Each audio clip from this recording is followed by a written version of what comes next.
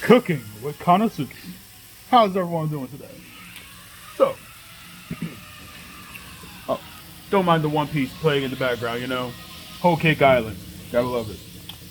Also, don't mind the beard. Yeah, it'll grow back. Alright, so, that's some pork steaks. I already seared up some of these here. I got a new one searing here. And I got a raw one. Basic, salt, pepper, olive oil in the pan. And over here, we got some other little goodies. We got some, this is already washed, sliced up cabbage. I gotta wash that cabbage there. But my bowl that I got the washed cabbage in is the same bowl I wash it in. Got some onions over there. I'm also gonna dice up some apples and some tomatoes. And we're gonna make an amazing dinner for 3 today. Alrighty, so let's get to it.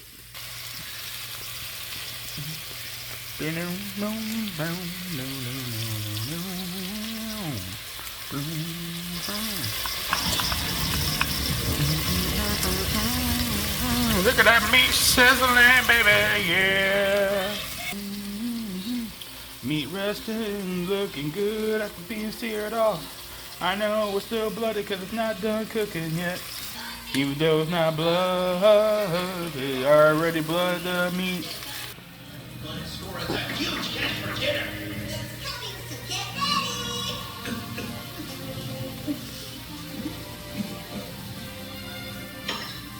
Looks good.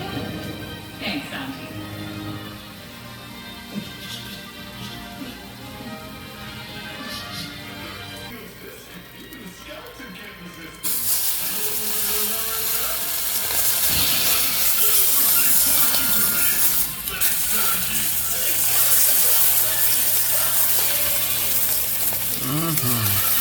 Time to sear that side off, and then I gotta sear this side over here off. You can't forget to sear your sides, ladies and gents. Can't forget to sear your sides.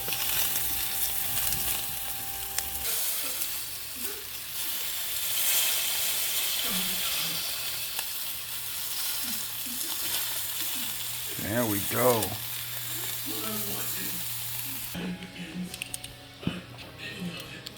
Here we go. Last piece.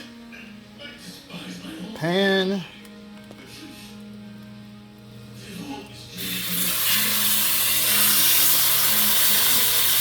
Press. Get maximum surface coverage in that nice pan, baby. Press it real good in the center too, because you want to render everything out of that bone right in the middle there. That helps give that nice umami kind of flavor to what we're going to be cooking later in this pan.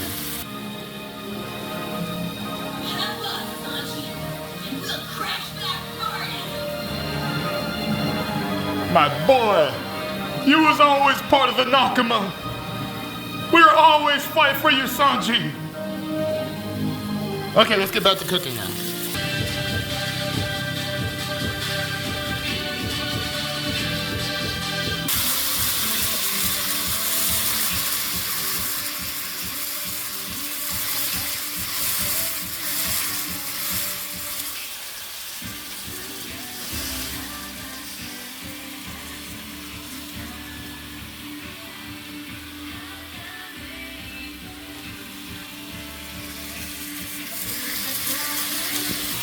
Alright, I went ahead and seared off the last piece of meat, and after that I went ahead and dropped in some sliced onions. Now we're going to go ahead and lower our heat, which I did, and we're going to let these go ahead and sweat and go for a little bit. Yes, I know one small piece of cabbage. I don't know how it found its way from that bowl to that bowl that I have my onions in, but hey, it's in the party now. They're all going to be in here anyway, so it's all good. There we go. And now we're going to let this go for a little bit, and I'll see y'all when it's ready. And bam, just like that, we're getting a really nice golden brown color on here. I also went ahead and minced up a little bit of garlic. And as you can see, I got some garlic chunks in here now. We're going to get that going as well. And it is smelling really nice and fragrant. It's smelling good, baby. Smelling good, oh yeah. I'm going to get me pee. Alrighty, so after getting that garlic and onions nice and browned up, I went ahead and added in my cabbage. At first I thought it was going to be a little bit too much, but you know what? I forgot. Cabbage is mostly water. And once everything kind of sets in there a little, I got more than plenty space. I mean, look at that. Look at that over there. I got more space to add that after I just washed it. And we're going to get everything nice and going here. By the way, this is one whole cabbage, thinly sliced using a chef knife. And I'm mixing it with that rendered out fat from the pork steak, the onions and garlic, with a pinch of salt and pepper that I added while I was sauteing them onions and garlic. It helped bring out that little bit of extra water to get a really nice, let me zoom in real quick, deep brown, look at that. That deep brown caramelization on them onions. And these are going to keep on going for a little bit longer. There we go. Now that it's wilted down a little bit more, I now got room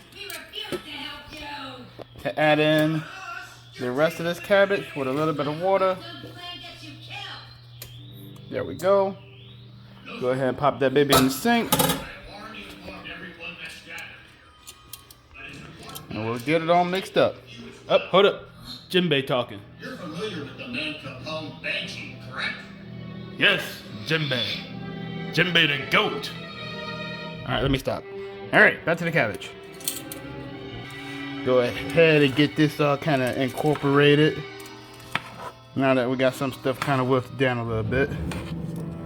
Yeah, look at there. Look at there. Looking real good. Smelling real good too. This is going to be delicious. I know this is going to be delicious. And I believe Sanji would be proud of this recipe. This is my own personal recipe. I was just thinking to myself, pork and cabbage go really good together. Pork and apples go really good together. And back in medieval time area, they used to eat tomatoes and apples, like literally, like whole together, like almost. Well, not really together, but you know what I mean, like whole. Like they used to call the tomato the apple of the plant back when it was smaller. Don't look that up. Okay. Now everything on here is looking really nice and incorporated. It is wilting down a good bit more. I'm actually going to get ready to raise the heat here a little bit. Let me go ahead and lock in the tongs. I want to raise the heat from medium low to medium.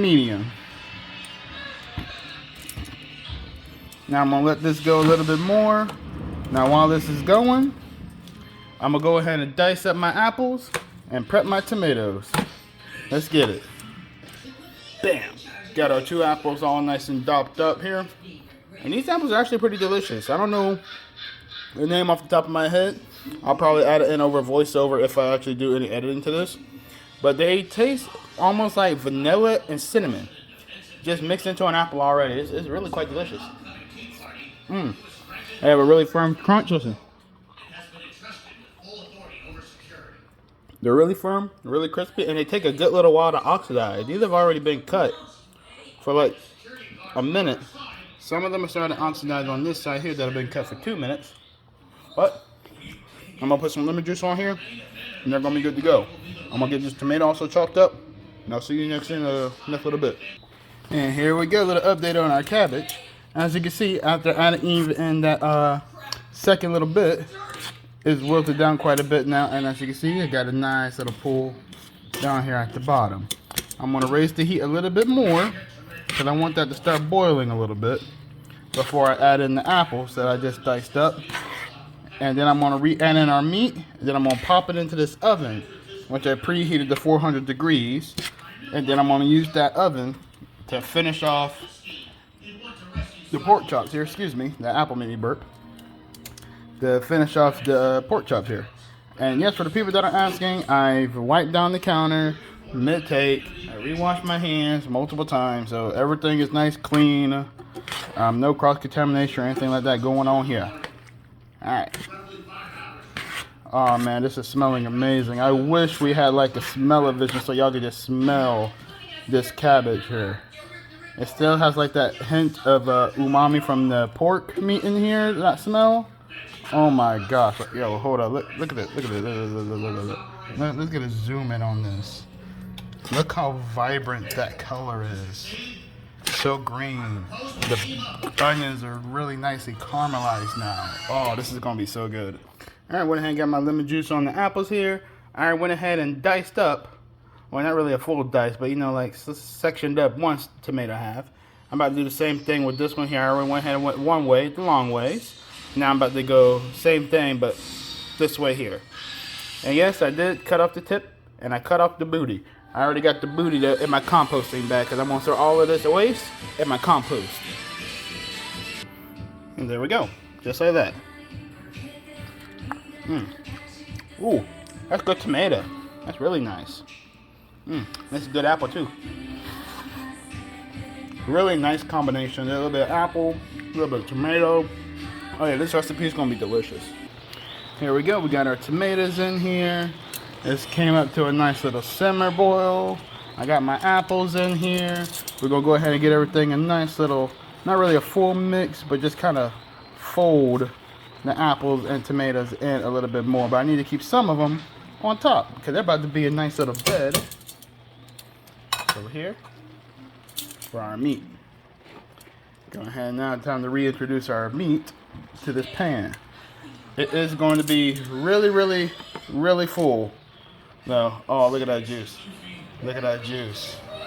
Oh my gosh, it's so juicy.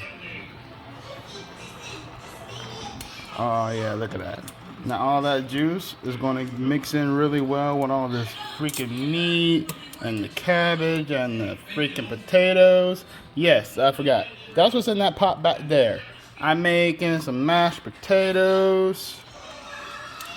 And getting everything all nice. Ooh, yeah. Here we go. Cross pattern here. All the juices are going to fall down into the cabbage here. I got my lid, which is going to fit nice and snug with everything here. Now I'll see y'all in about 25-30 minutes after I get this up the temp to 145 to 150 degrees Fahrenheit. See y'all then. Here we go, got the lid on nice and tight. Open up the oven. And we're gonna go ahead and get everything all moved on in. Here we go, let's see if I got the strength to move this hot pan while working this camera. Everyone in the comment section, please, wish me luck. Nope, I cannot. I'll see y'all in a second. There we go. Cat. Yes, I know I didn't really do that with one hand. But now we got it in the oven. Don't worry, this is my sweat towel. This is not for anything that touches food. There we go. There we go. So now we got that into the oven. Now going ahead and mashed up my potatoes that I boiled. Added a nice cube of butter. Now the secret is while mashing, slowly move the cube of butter around. You see this little glistening bit here? Let me move it again. Here. See that glisten a bit? That's the butter slowly melting into the potatoes.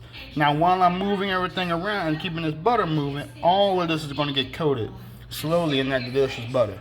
Now I'll go ahead and I'll get to it and I'll show you the end results. And it's going to be nice, fluffy, delicious looking potatoes. There we go. Everything's all nice and incorporated here. And like I said, nice and fluffy. Now I'm going to go ahead and add in about 2 tablespoons of sour cream and get all that all nice and mixed up. Here we go, 2 tablespoons of sour cream. Now I'm gonna get this all slowly mixed in and incorporated, baby. And there we go. Now I went ahead and added in some salt, pepper, and got everything all mixed in. And you gotta admit, look at that. Creamy style potatoes. Look at that, bam, baby. Nice and creamy and fluffy potatoes. So good. It's good on the pepper, but it still needs a pinch more salt. A little bit more ocean here. Bam, bam, bam, bam. Go ahead and get that all mixed in. Thing with potatoes, people keep on saying, man, you're putting too much salt, you're putting too much salt. That starch literally absorbs so much salt that you could add more to what you think you'll need and it still won't taste salty. Alright, here we go. Got myself another butter knife, bam. Another taste.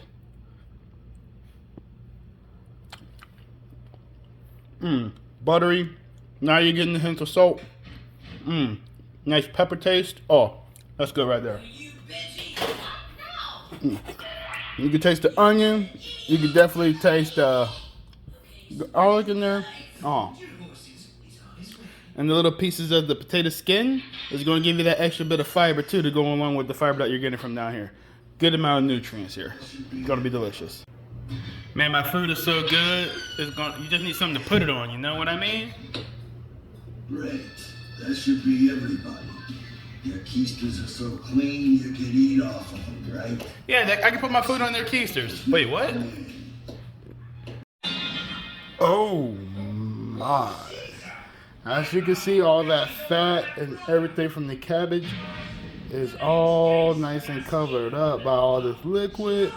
That's gonna be delicious there. 2 of them are still on top, other 2 are all up in that liquid. But let's check our temps here. Oh, 160, 170. Thick spot right here. 170. Thick part of the meat down here in the mint. Oh yeah, 170. Everything in here is well to go, baby. Let's get it. Let's pull you out, cover you up, and I'm gonna let you rest. And here we go for the reveal. Oh my gosh. It looks so good. And that lid is still so hot. Ow. Okay.